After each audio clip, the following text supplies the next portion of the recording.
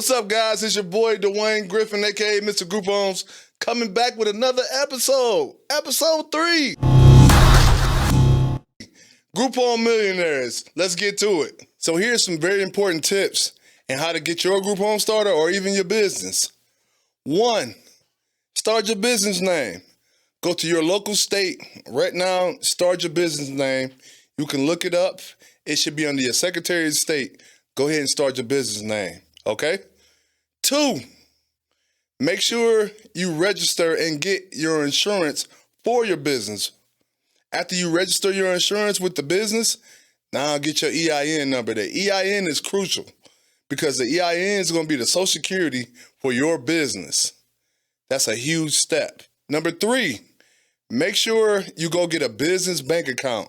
It's very important to start your bank account with a bank that allow you a minimum payment. When I first started mine, I think I put $20 into my business bank account. I went around the entire city where I lived at because some of these banks wanted $1,000, $10,000 in there. I ain't have that, but I had $20. So make sure you shop around to the best institution to not only put a minimum payment down, but to also make sure they have business funding available when you get to rolling. Now, I just gave you some basic necessities on how to start your business, but to start your group home business, make sure you visit your state website.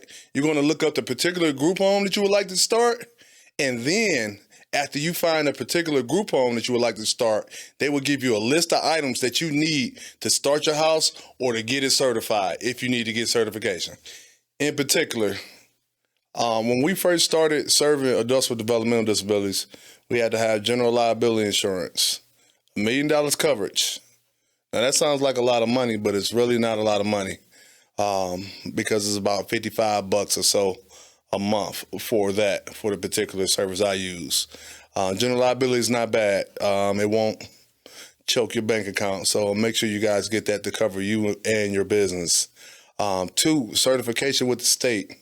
You're going to have to get workman's comp insurance as well as unemployment insurance.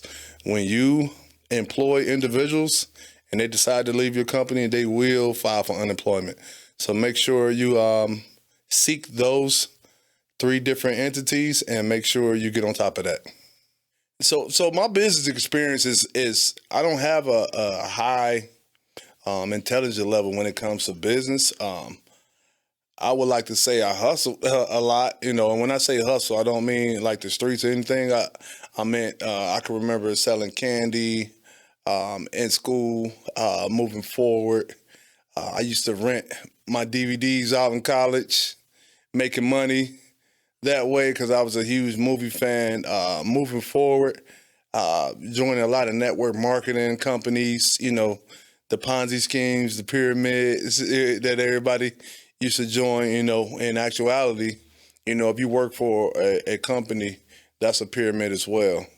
The CEO is at the top, COO, bottom, so forth and so forth, managers and workers. But I didn't have a lot of business experience, but some of the things that really got in my way that I didn't foresee in the business was the time that the state was going to start paying me. So originally, when I first got my home care clients, I had to have some money saved up because Medicaid doesn't come or it doesn't move at the speed of business. So you have to have that money when your workers are, and the disparities that I saw with the company, I was paying my people weekly. So I had to have that weekly money. So, I ran into a situation where the Medicaid didn't kick in for about 6 to 8 weeks. And so I had to, fund that. And I was dipping into my family savings and all that. I didn't have a happy wife then, but, it was an investment in the business. And again, we were on the same page as far as us working through this and the kinks and the issues. See, in the state of Ohio, serving adults with developmental disabilities, I didn't have to come into, the field with a whole bunch of money. I think it was an $800 application fee, and then the workman's comp insurance and things of that nature, general liability. But it wasn't a lot of money, probably under need $1,600, which is not a lot if you sacrificing, and that's a big word, sacrifice. But nowadays, here we are 2-3 years later, you have to have, the state now requires that you have to have $10,000 in escrow in your business account, because a lot of people are losing clients and employees because they don't have the capital to pay them for payroll. So now the agencies are required to have $10,000 in escrow in the state of Ohio here to be able to start their business. And that's holding a lot of people back because a lot of people don't have that. However, if you know about business credit, business lines of credit, you knew what I knew, you can get that $10,000 easily. Leverage it, baby. Let's go. So one of the mistakes that I can kind of help you guys do is I got too comfortable with my Medicaid billing. So I had a deadline to meet every Wednesday at 12 o'clock. And there'd be times where I felt like I had enough money, I guess, and I could just do it next week. And then next week turned into 2 weeks, and I procrastinated. And E.T., the hip-hop preacher, said there's no such thing as procrastination. It's priority, and that's it. Procrastination doesn't exist. Either it's a priority or it's not. That billing wasn't a priority for me, and so I think at times the bank account got low, and then I decided to bill, but then it comes 2 weeks later, and now, say I'm robbing Peter to pay Paul. So make sure you stand on top of your business, and if you're not good at that type of stuff, I'm a good marketer. I'm a good person that likes to touch the people and go out, shake hands and kiss the babies. Hire the person that is good at that. Don't be a tightwad and mess up and kill your business because you don't want to do the things that others won't do.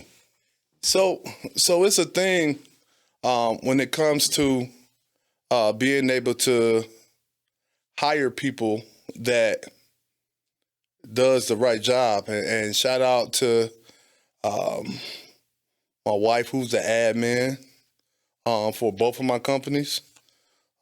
Shout out to Mr. Mario Jones with Exhibit A. It's his company that I pay. These people are so valuable to my business because my wife does the payroll. She does the human resources. Okay, so we send people to get their background checks. It's a system. You have to create systems. Systems is very important. Mr. Mario Jones, he's very temperamental when it comes to the emailing the guardians, emailing the county, having these conversations on the email threads. He knows about certification.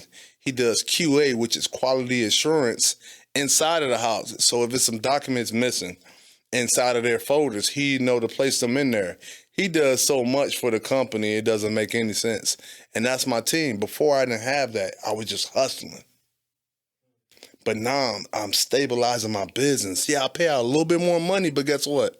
I was just in Mexico last week making money on the beach because I had that team. So shout out to my team. Thank you so much. If you haven't, build people around you that have a skill set that you don't necessarily have. And that's how you win the game. Systems, my friend. Hey guys, it's Dwayne Griffin, aka Mr. Group Homes. Hey, I just explained to you how to get started in the field, also how to get started in your business. Please make sure you do. Click the link in the bio. Make sure you get started with us. See you on the other side.